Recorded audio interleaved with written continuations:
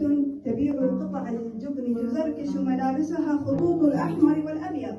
أي مفتاح يشكل تقاسيم لوحة الوجه المورسكي من يستطيع أن يقنعها كي تسمح لي بالتقاط صورة إلى جانبها؟ لا أفهم موسيقى العين الباسمة الخجولة وهي تخفي وجهها العاري أمام عدستي الصغيرة، بينما يمر شيخ في جلبة يكلم نفسه دون أن يلحظ التيه. يجتاز المرحلة الثانية يصل للمرحلة الثالثة، يظل شعره كما هو هذا الشخص مثلا معروف انه يكتب بالمجالات فلان فلان فلان، اذا نحن اخذنا عنه صوره، لكن اذا كانت هناك قضايا اخرى بامكانه ان يكتب ايضا، لكن هل يستطيع ان يتراجع للخلف؟ لا.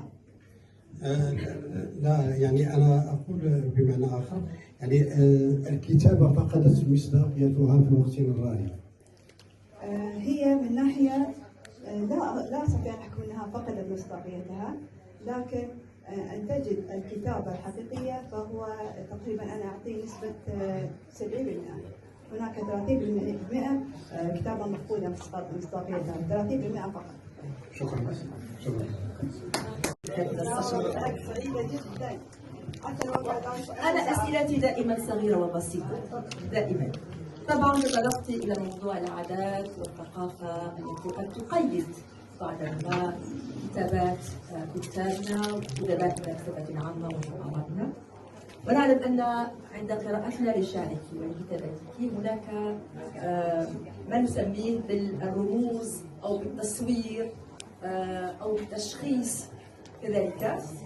فكيف تختارين الصور والرموز في نصوصك وما أهميتها بالنسبة لك؟ سأطرح السؤال باللغة الفرنسية. Alors, ce que je viens de poser comme question, c'est qu'elle utilise énormément de métaphores, de personnifications, de symboles dans ses écrits. Donc, comment choisit-elle les images et les symboles dans ses textes? Et quelle serait leur importance?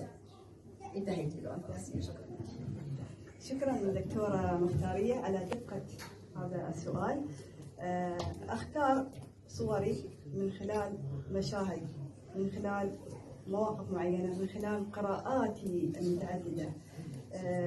وحينما آتي إلى الرمزية، كثير من النقاد يصفون شعري بأن فيه نوع من الغموض. الشاعر عندما يكتب شعرا واضحا وسهلا مباشرا، هل ترغبون في قراءته؟ لا طبعا. نحن نبحث عن شيء ما المعنى الخفي، المعنى الثوري، المعنى الغير مباشر، هو ماذا يقصد في هذا الديوان.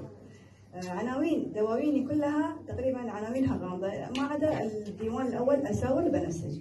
العنوان الثاني كان بعنوان لحن بأصابع مبتورة، وكان عنوان غلاف عبارة عن بيانو وعليه حريق، أصابع البيانو تلتهب وعليها أصابع محروقة تقريبا. الديوان الثالث شجرة في جذع غيمة. كيف هناك شجرة في جذع غيمة؟ أنتم فكروا، هذه شغلتكم، أنتم شغلوا مخكم، لماذا هي كتبت بهذه الصورة؟ إنما أنا أتي وأعطي بالأسباب؟ لا طبعا. الديوان الرابع كأنه صوتي، يعني هذا الديوان أيضا له كل ديوان أنا أشعر فيه تجربة مغايرة أو مختلفة عن التجربة التي قبلها. كأنه صوتي، وجدت نفسي فعلا أنه صوتي الذي لم أستطع أن أسرد فيه أمام الملأ، استطعت أن أخرجه من خلال الديوان له كأنه صوتي. المجموعة القصصية هي كانت التجربة الخامسة، ومن ثم أتى الديوان لا لدي الكتاب اللي هو الإبداع والنشاط تقريبا الاقتصادي.